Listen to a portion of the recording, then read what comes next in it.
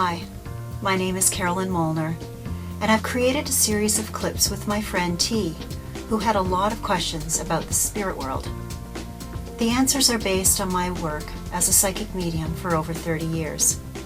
Now, some of the things that I will say you may not agree with, so discard that and enjoy the rest. This is for information only, so I hope you sit back, relax, and enjoy. Thanks for watching.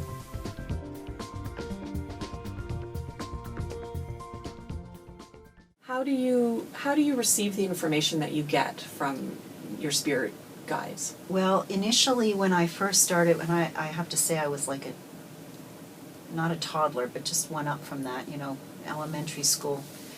It used to be claircognizance, where I would just know.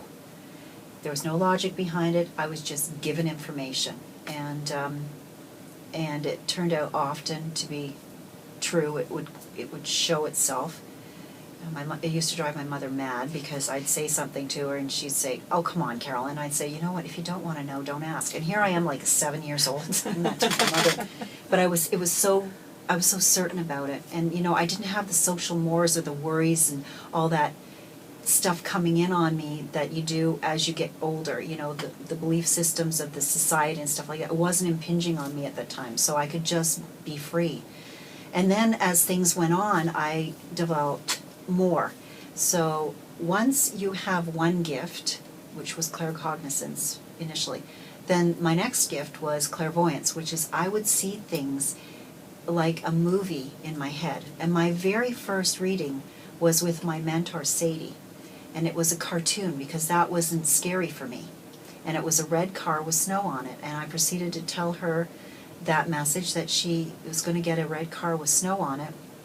And she said, "No, I'm not. I just got a new car." And I said, "Well, okay, that's what I got." And I will tell you that she called me, the first one to apologize, and said, "Guess what? My car died. I had to go and get a new car, and it was a red car, and there was snow on it, and it was in May." That's fabulous. Wow. I know. No one was more blown away than me. So that's how I got the second gift. The third gift, it's a toss-up between clairsentience, which I feel things. I had one spirit person tell me she was diabetic by pricking my finger. Oh. It was. I thought she drew blood, but she didn't. But that's how they test their sugar, right? And I said, "Oh my God, my finger hurts. It feels like I've been pricked." And I didn't understand at the time what it was. And the client said, "That's my grandmother. She had diabetes." Oh my goodness. Yeah, stuff like that. Or sometimes I'll feel very heavy in the chest, like perhaps, they've had lung issues, heart issues. Sometimes I'm feeling really dizzy. That's blood pressure or something to do with, the brain and stuff like that. So that's clairsentience, where I feel the spirit will give me their conditions, but very, very quickly. I'm not hurt by it. I'm not put out by it. My health doesn't change because of it. And then the other one I have is clairaudience, which I'm really working hard on. And what's amazing about clairaudience is you can hear names. That's great. It's so cool. So if I can say, "Marie is here, and that's your mother," I would be like ecstatic. And I'm working on that. I just said to him, "I need the names. Let's work on this." So that's the next one. The other ones I do have periodically is clairolfaction, which is to smell things. So last night, actually, I was brushing my teeth. I could smell alphabet soup. The Campbell's tomato with and I'm thinking, I don't know who this person is because I can't relate what that scent is to a person. So I'm thinking there must be a spirit person coming in for today, which was yesterday. You know what I mean?